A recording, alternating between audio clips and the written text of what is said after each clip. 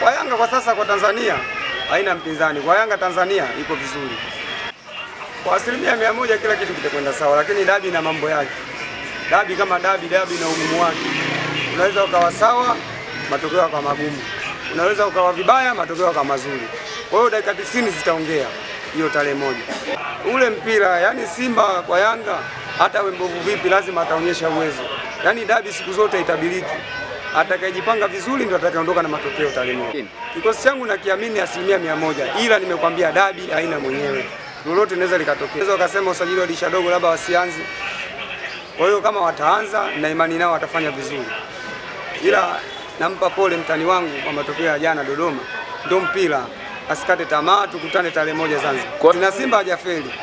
Draw kila mtu inatokea kwenye mpira. Mbaya kufungwa. Yule katoa draw hajafungwa.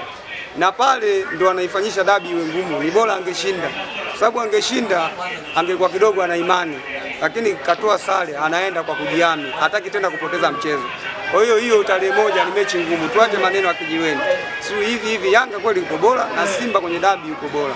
Goli lolote linaweza likatokea. Yaani matokeo ya jana ya Yanga kushinda goli 5, Simba kusuluhu yasitudanganye kwa tarehe moja kama Yanga ndo atamfunga Simba kiwepesi. Hakuna kitu kama hicho. Dabi itabaki kwa dabi na dabi ina heshima yake. Hilo utacheza. Wape salamu.